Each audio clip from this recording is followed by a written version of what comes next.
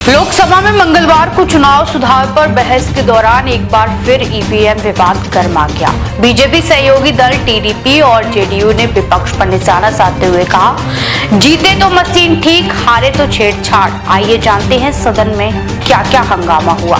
पहले जरा ये वीडियो देखिए। साल तक सरकार चला लिए,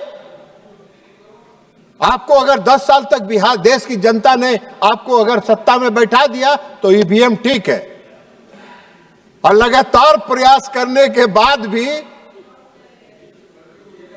आपको जनता स्वीकार नहीं कर रही है तो ईवीएम गलत है। अरे आप ईवीएम के बजाय आप बूथ लूटने का उपाय चाहते हैं। बैलेट जो था वो बूथ लूटने का हथकंडा था, जिसको चुनाव आयोग ने और इस देश की चुनाव प्रणाली से हटा दिया गया, और यह एक सही निर्णय था निष्पक्ष चुनाव कराने की दिशा में। आप ईवीएम पर सवाल उठाते हैं। आप पश्चिम बंगाल जीत जाते हैं तो ईवीएम सही है, आप हिमाचल में जीत जाते हैं तो ईवीएम सही है, आप कर्नाटक जीत जाते हैं तो ईवीएम सही है, आप तेलंगाना जीत जाते हैं तो ईवीएम सही है। जैसे ही आप महाराष्ट्र हारते हैं ईवीएम गलत हो गया, जैसे ही आप हरियाणा हारते हैं ईवीएम गलत हो गया, आप बिहार हारते हैं ईवीएम गलत हो गया। कौन सा मापदंड चाहते हैं? आपका यही दोहरा चरित्र जो है इस देश के लोग पहचानते हैं, और आपके दोहरा चरित्र जो है उस पर कभी देश के लोग भरोसा नहीं करते। यही कारण है। अब मनीष तिवारी जी बोल रहे थे एसआईआर पर। टीडीपी सांसद लबू श्रीकृष्ण देवरायालू ने विपक्ष पर आरोप लगाया कि ईवीएम को लेकर दोहरा मानदंड अपनाया जा रहा है।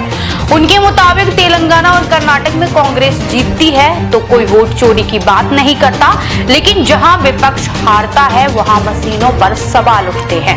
उन्होंने मशीनों में छेड़छाड़ की आशंकाओं को खारिज कर दिया। देवरायालू ने सुझाव दिया कि बायोमेट्रिक विकल्प जैसे आइरिस स्कैन या अंगूठे के निशान का इस्तेमाल वोटर पहचान में किया जा सकता है।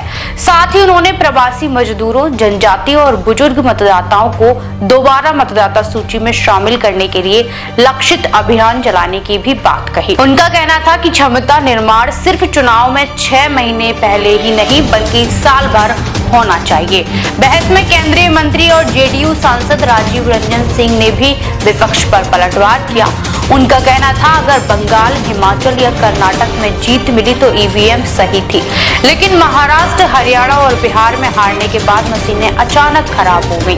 सिंह ने विपक्ष पर आरोप लगाया कि वे चुनाव आयोग की सफाई के बावजूद चुनाव प्रणाली को बदनाम करने की कोशिश कर रहे हैं। ललन सिंह ने कांग्रेस सांसद मनीष तिवारी पर भी निशाना साधते हुए कहा कि विपक्ष सुधार सुझाने की बजाय आयोग को प्रभावित बताने की कोशिश कर रहा है। साथ ही सिंह ने प्रधानमंत्री मोदी का हवाला देते हुए कहा, मोदी जी कभी स्वतंत्र संस्थाओं के काम में हस्तक्षेप नहीं करते, और बिहार चुनाव के नतीजों पर तंज कसते हुए कहा, प्रधानमंत्री से फ्री टिप्स लीजिए, अकेले में मिलिए और वापस आ जाइए।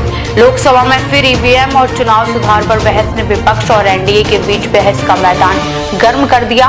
विपक्ष सवाल उठाता रहा और एनडीए ने पलटवार कर विपक्ष पर दोहरे मानदंड और चुनाव प्रणाली को बदनाम करने का आरोप लगाया। राजनीतिक गलियारों में अब सबकी नजरें लगी हुई हैं। आखिरकार वोटिंग मशीन विवाद का अगला कदम क्या होगा? देश विदेश की तमाम बड़ी खबरों के लिए देखते रहें किनी टाइम्स। वीडियो को लाइक करें, चैनल को सब्सक्राइब करना ना भूलें।